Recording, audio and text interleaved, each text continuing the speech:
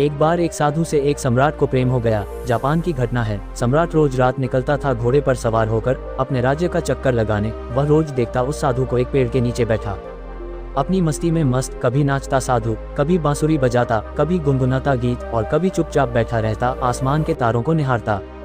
सम्राट जब भी उस रास्ते से गुजरता तो हर बार रुक जाता। वह खुद को उसकी छवि देखने से रोक न पाता। कुछ क्षण वहीं खड़ा होकर उसकी मस्ती को चखता और फिर अपने घोड़े पर सवार होकर वहां से चला जाता।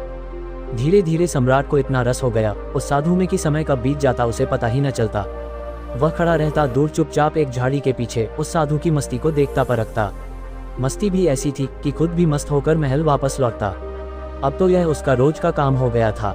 लेकिन एक दिन इतना भाव विभोर हो गया कि जाकर साधु के चरणों में गिर पड़ा और बोला, गुरुदेव अब यहाँ और न रहने दूंगा।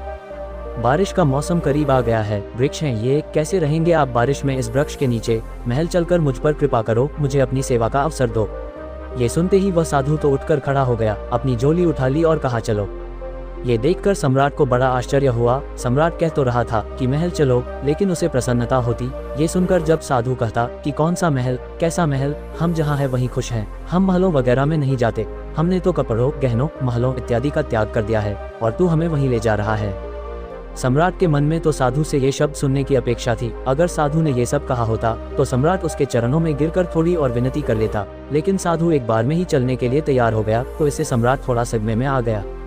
वह सोचने लगा कि कहीं मैंने कोई गलती तो नहीं कर दी, कहीं इस आदमी ने मेरे साथ कोई चालबाजी तो नहीं की, यह कोई महल में ही घुसने की तरकीब तो नहीं है कि यहाँ बैठकर बांसुरी बजाता बजाता ही रहा जब तक कि मैं इस पर मोहित ना हो जाऊं।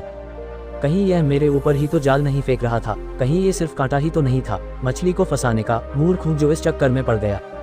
अब तो कुछ बोल भी नहीं सकता। इसने एक मौका भी तो न दिया बोलने का। इसने एक बार ये भी तो न कहा कि नहीं नहीं मैं यहाँ बहुत मजे में हूँ, क्या गर्मी क्या बरसात, हमारे लिए सब एक हैं। सम्राट ने साधु की तरफ देखते हुए मन ही मन सोचा, क्या साधु है ये, आराम की बात आते ही तुरंत मान गया। सम्राट के मन से साधु के प्रति सारा सम्मान ही खत्म हो गया। सम्राट ये सब सोच ही रहा था कि तब तक वह साधु सम्राट के घोड़े पर चढ़कर बैठ गया। सम्राट को जिंदगी में पहली बार पैदल चलना पड़ा, जबकि वह साधु बड़े आनंद से घोड़े पर बैठकर जा रहा था।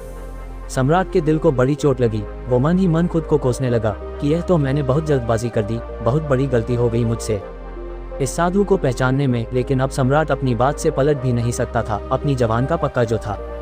सम्राट ने मन ही मन खुद से कहा, अब ये पड़ा रहेगा महल में, इतने सारे फालतू लोग पड़े हैं और अब ये भी पड़ा रहेगा। लेकिन अब सम्राट के मन से उस साधु के लिए प्रेम और सम्मान पूरी तरह से नष्ट हो चुका था। साधु तो महल में जाकर आराम से रहने लगा, लेकिन सम्राट की समस्या दिन प्रतिदिन बढ़ने लगी। क्योंकि वह साधु बड़ी मस्ती और आनंद में रहता था, सम्राट को साधु से ईर्ष्या होने लगी। जब यही साधु जंगल के वृक्ष के नीचे मस्त रहता था तो सम्राट के मन में उसके लिए आदर पैदा होता था कि वह कैसा गजब का त्यागी है, कुछ नहीं है फिर भी कितना खुश है। साधु तो वृक्ष के नीचे भी बांसुरी ही बजाता था और महल में भी वह बांसुरी ही बजाता था। बस फर्क इतना था कि यहाँ वह मखमल के गद्दों में बैठकर बांसुरी बजाता था, यहाँ तो छाती पर सांप लौट जाते थे। सम्राट को ये सब देखकर कि कैसा आदमी मैं उठा लाया, यह कोई साधु है। सम्राट से भी ज्यादा शानो शौकत के साथ वह रहता था। सम्राट को तो कुछ चिंता फिक्र भी थी, आखिर उसका साम्राज्य, परिवार, धन दौलत सभी कुछ था। सैकड़ों चिंताएं थी उसे, लेकिन उस साधु को तो कोई चिंता ही न थी। वह मस्त बांसुरी बजाए, नाचे गाए, अच्छा भोजन करे, अच्छे कपड़े पहने, बस 6 महीने तक किसी तरह सम्राट ने उसे बर्दाश्त किया। लेकिन बात बढ़ती चली गई, सहन के बाहर हो गई सम्राट के लिए। तो एक दिन सम्राट ने साधु से बोल ही दिया, महाराज एक प्रश्न पूछना था, अब मुझ में और आप में क्या फर्क है। साधु ने कहा, फर्क जानना चाहते हो। सम्राट ने कहा, जी महाराज। साधु ने कहा, तुम 6 महीने क्यों फालतू परेशान रहे। ये प्रश्न तुम्हें उसी समय पूछ लेना चाहिए था जब मैं तुम्हारे घोड़े पर बैठा था, क्योंकि मैंने तो देख ही लिया था कि यह प्रश्न तुम्हारे मन में उसी वक्त उठ गया था जब मैं झोला उठाकर राजी हो गया था तुम्हारे साथ आने को। मैंने उसी समय तुम्हारा चेहरा पढ़ लिया था। ये प्रश्न तो उसी समय तुम्हारे अंदर था। अरे मूर्ख, तूने 6 महीने तक बेवजह अपनी छाती क्यों जलाए। वही पूछ लिया होता, मैं झोला रखकर फिर उसी पेड़ के नीचे बैठ जाता। कैसा संकोच, किस बात की लाज रखी तुमने। लेकिन मैं इंतजार ही कर रहा था कि आखिर कब तक तुम पूछते हो, तो फिर कल सुबह फर्क बता ही देता हूँ तुम्हें। लेकिन हाँ, नगर के बाहर जाकर बताऊंगा। अगली सुबह सम्राट जल्दी सोकर उठा, उत्सुक था ये जानने को कि आखिर क्या फर्क है। सम्राट ने सोचा कि आखिर क्या फर्क हो सकता है, मुझे तो कुछ नहीं लगता। खाना जो मैं खाता हूँ वही खाता है और मुझसे भी ज्यादा मांगे करता है कि ये लाओ वो लाओ। मैं जिस कमरे में रहता हूँ उससे भी आलीशान कमरे में रहता है। मेरा 2-3 नौकरों से काम चल जाता है और ये दिन भर 15-20 को उलझाए रखता है। इसकी जरूरतों का कोई अंत ही नहीं है, मांगे ही चले जा रहा है। कपड़े शानदार पहनता है, जिससे कोई देखे तो समझे कि यह मेरा कोई मंत्री इत्यादि है। ये स्वयं इस महल का सम्राट दिखाई पड़ता है। कम से कम महल के बाकी लोग मुझसे डरते तो हैं, लेकिन इसकी आंखों में तो डर नाम की कोई चीज ही नहीं है। बस पूरे दिन अपनी मस्ती में मस्त होकर बांसुरी बजाता रहता है। अब देखूं तो आज क्या फर्क बतलाता है। सम्राट पहुंच गया। सुबह सुबह साधु के कमरे में वहां पहुंचकर देखा तो भौचक्का रह गया। वह साधु वही पुराने कपड़े पहने हुए जो वह वृक्ष के नीचे पहनकर बैठता था। एक हाथ में झोला और दूसरे हाथ में बांसुरी लिए तैयार खड़ा था। सम्राट को देखते ही साधु ने कहा, चले महाराज। इसके बाद वो दोनों महल से बाहर निकल आए। चलते चलते नगर की नदी पार हो गई। कुछ देर बाद वो नगर से काफी दूर निकल आए। सम्राट ने पूछा, अभी और कितना चलना है? साधु ने कहा, बस थोड़ी देर और। चलते चलते सुबह से दोपहर हो गई तो सम्राट ने कहा, बस अब और आगे नहीं, जो भी कहना है यहीं पर कहो। साधु ने कहा, मैं तो आगे चलता हूँ, तुम साथ चलते हो कि नहीं? सम्राट ने थोड़ा क्रोधित होते हुए कहा, मैं कैसे चल सकता हूँ? मैं तुम्हारी तरह फकीर थोड़े ना हूँ जिसे किसी बात की कोई परवाह नहीं। मेरी बीबी, मेरे बच्चे, मेरी धन दौलत, मेरा साम्राज्य, सब कुछ मेरे से जुड़ा हुआ है। मैं इन सबको छोड़कर तुम्हारे साथ क्यों चलूं? सम्राट की यह बात सुनकर साधु जोर से हंस पड़ा और बोला, बस यही फर्क है तुम में और मुझ में। मैं कहीं भी जा सकता हूँ पर तुम नहीं जा सकते। मैं अच्छी बुरी हर परिस्थिति में खुश रह सकता हूँ पर तुम नहीं। जब मैं उस जंगली वृक्ष के नीचे रहता था तब भी पूरी मस्ती में रहता था और अपने जीवन के एक एक पल को जीता था। जब मैं महल चला गया तो वहाँ भी अपने इस अनमोल जीवन के एक एक पल को पूरी मस्ती और आनंद के साथ जिया। और अब जब मैं कहीं और चला जाऊंगा तब भी ऐसे ही जीऊंगा, क्योंकि हम जिस समय जहाँ होते हैं पूरी तरह से वहीं होते हैं। हमारा शरीर और मन हमेशा एक साथ रहता है। हम न तो अपने अतीत के बारे में सोचकर पश्चाताप करते और न ही आने वाले कल की चिंता करके अपने आज को खराब करते। हम तो बस आज में जीते हैं, क्योंकि हम समझ चुके हैं कि जीवन तो आज में है, अभी इसी पल को जीने में है। बस यही छोटा सा फर्क है तुम में और मुझ में कि तुम्हें परिस्थितियां चलाती हैं और हम परिस्थितियों को चलाते हैं। तुम खुश रहोगे या दुखी, ये तुम्हारे आसपास घटने वाली घटनाओं पर निर्भर करता है।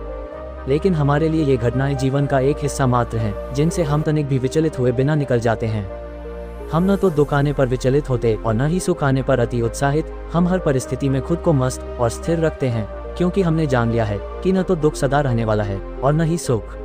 इसीलिए हर हाल में मस्त रहते हैं। अचानक सम्राट को महसूस हुआ कि अरे ये मैंने क्या कर दिया, इतने अद्भुत आदमी को गंवा दिया। 6 महीने इसके साथ रहा पर एक दिन सत्संग भी न कर पाया। सत्संग करता भी क्या खाक। मेरे मन में तो यही चल रहा था कि यह तो एकदम साधारण आदमी निकला, खोटा सिक्का निकला जिसके ऊपर सोने की पालिश पुती हुई थी, लेकिन अंदर से मिट्टी निकला। ये सब विचार आते ही सम्राट ने तुरंत साधु के पैर पकड़ लिए और कहा, नहीं महाराज, आगे नहीं जाने दूंगा। साधु ने कहा, देख मुझे कोई परेशानी नहीं है, ये रहा तेरा घोड़ा, मैं फिर इसी पर बैठकर महल वापस चल दूंगा, लेकिन फिर तुझे परेशानी होगी। ये सुनते ही सम्राट के मन में फिर वही विचार आया कि अरे ये तो फिर आसानी से मान गया। साधु ने कुछ देर तक सम्राट की आंखों में बड़े ध्यान से देखा और फिर कहा, लेकिन नहीं, अब मैं वापस नहीं आऊंगा, क्योंकि तू फिर नहीं सुधरेगा, फिर तुझे परेशानी होगी, फिर तू मुझसे ईर्ष्या करेगा और रात दिन परेशान रहेगा।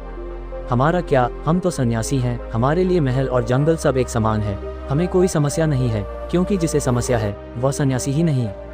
मेरी बांसुरी जैसे महल में बजती थी वैसे ही जंगल में भी बजेंगी और बजती ही रहेंगी। इतना कहकर वह साधु वहां से चल देता है और सम्राट वहीं खड़ा खड़ा उस साधु को जाता हुआ देखता रहता है। दोस्तों, इस कहानी से 2 बातें सीखने को मिलती हैं।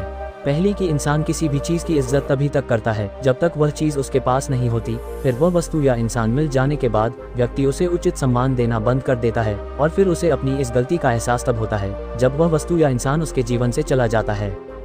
जैसे उस सम्राट को वह साधु तब तक बहुत त्यागी और महान प्रतीत हो रहा था जब तक वह जंगल में रहता था, लेकिन जैसे ही वह सम्राट के साथ उसके महल चला गया, सम्राट उसे तुच्छ समझने लगा और उसे पीछा छुड़ाने का प्रयास करने लगा। लेकिन फिर जब वही साधु उससे दूर चला गया तो फिर वह सम्राट को उपयोगी प्रतीत होने लगा।